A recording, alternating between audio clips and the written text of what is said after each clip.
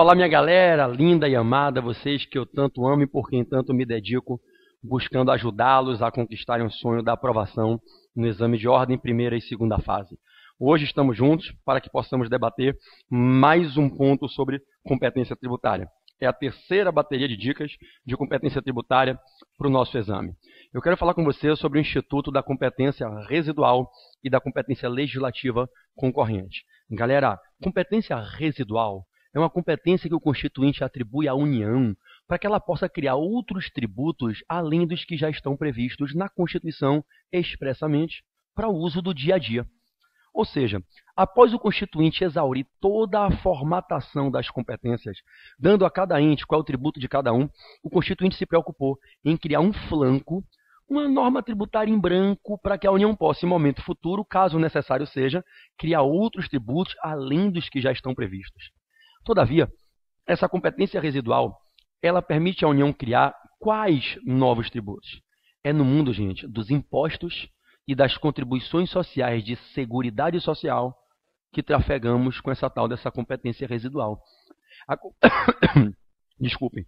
A competência residual é a competência que a União tem para inventar outros impostos, além dos que já estão postados na Constituição, e outras contribuições que financiem seguridade social, além das contribuições de seguridade já previstas na Carta.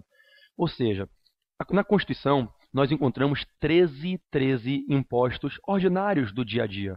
Não é? São os 7 impostos da União, do artigo 153, os 3 impostos dos Estados e do Distrito Federal, do artigo 155, e os 3 impostos dos municípios, do artigo 156.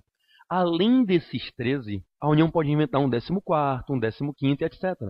Esta competência que o Constituinte dá para a União, no artigo 154, inciso 1, competência do 154.1 para inventar outros impostos além dos 13 ordinários, é a competência residual. Então, para a tua prova, a competência residual é a permissão dada pelo Constituinte para a União inovar no rol das espécies tributárias já previstas na Carta, alargando este menu de tributos autorizados pela Constituição. Primeiro foco de projeção da competência residual é no reino dos impostos, já que pode a União inventar um 14º, um 15º imposto, etc. O segundo foco, igualzinho o raciocínio, só muda o habitat, é no plano das contribuições sociais de seguridade social. A seguridade social, sabemos, é o núcleo do Estado Social. Seguridade social é um conceito constitucional que assambarca 3 dos 11 direitos sociais narrados no artigo 6º da Constituição, correto? Daqueles 11 direitos, educação, trabalho, moradia, 3 se destacam: saúde, previdência social e assistência social. Saúde, previdência e assistência, SPA, SPA. Esse rol de 3 direitos sociais, SPA, saúde, previdência e assistência, é o que forma o chamado conceito de seguridade social. E o sistema tributário autoriza que a União crie contribuições sociais para custear a seguridade social.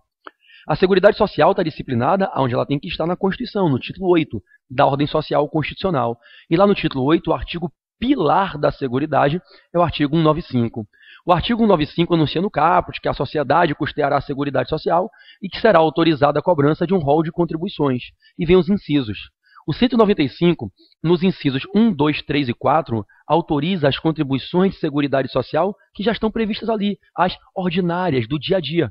Os 4 incisos do 195, incisos 1, 2, 3 e 4, contribuições sobre o empregador, sobre o empregado, sobre os concursos de prognósticos, parênteses, casas de jogos, e 4, importadores.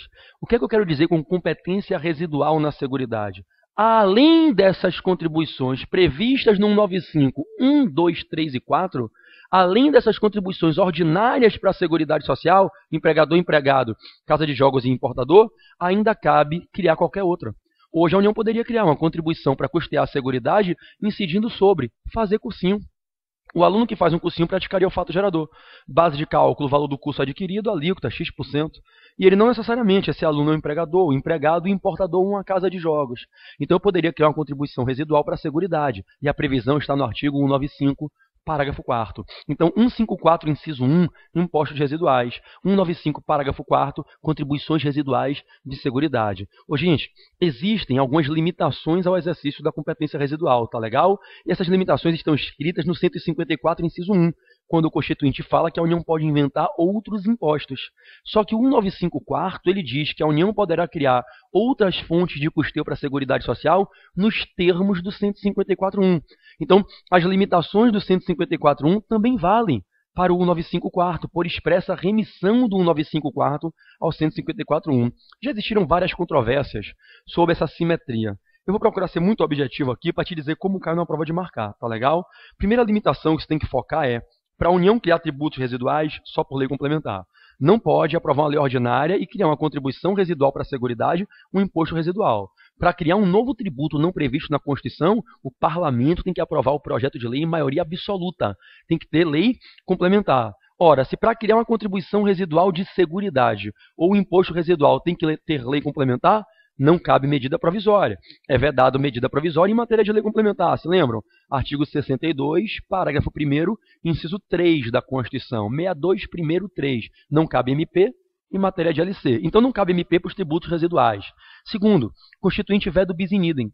Impostos residuais, veda o bis in idem e a bitributação, né?